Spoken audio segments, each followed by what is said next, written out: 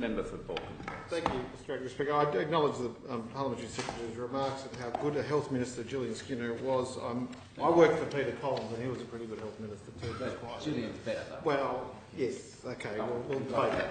Anyway, Mr Acting Speaker, this year will mark the 90th birthday of Her Majesty Queen Elizabeth II, and for me, it seems like an opportunity to note the service and devotion she offered the entire Commonwealth on the week that we've celebrated Commonwealth Day.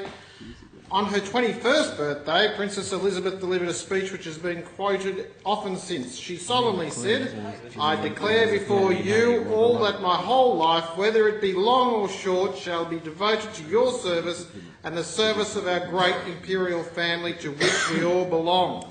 That great imperial family is no longer imperial, but it certainly is family. This week we commemorated Commonwealth Day, and with it the accomplishment of a voluntary association of 53 independent and equal sovereign states, home to 2.2 billion citizens, of which 60% are under the age of 30.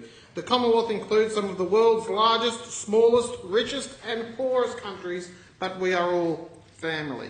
Every day since that 21st birthday of Princess Elizabeth, to her 90th year, the Queen has worked to maintain that diverse family of shared values, languages and politics.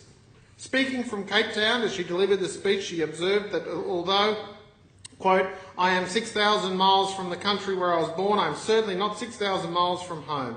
Even then she noted, quote, "the great privilege belonging to our place in this worldwide Commonwealth, that there are homes ready to be welcome us in every continent on the earth. Before I am much older, I hope I shall come to know many of them," and she certainly has realised that desire.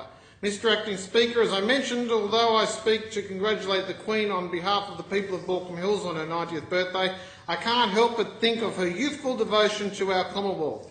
The young princess addressed the youth of the British family of nations in 1947 and bravely suggested that, quote, "if we all go forward together with an unwavering faith, a high courage and quiet heart, we shall be able to make this ancient Commonwealth, which we all love so dearly, an even grander thing, more free, more prosperous, more happy, more powerful influence of the good of the world than it has been in the greatest days of our forefathers."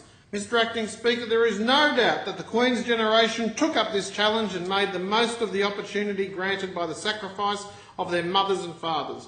I have no doubt that the modern youth of the Commonwealth are full of the same idealism and zeal for freedom, for prosperity and good. I have spoken in this chamber of the tremendous accomplishments of many young people in Baulkham Hills whom I have received the aptly named Queen's Scout Award. Just last week, Isabella Gomez, of course, recently Bailey Harris and Ben Kahana are all shining examples of the sense of public duty perfectly represented by our Queen. There are many young people in New South Wales who give us cause to celebrate.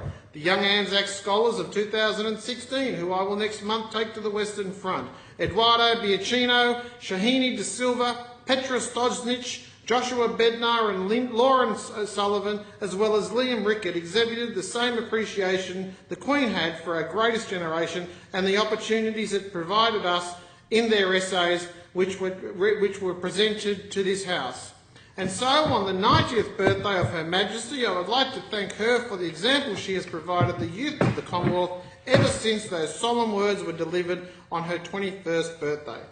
God save the Queen.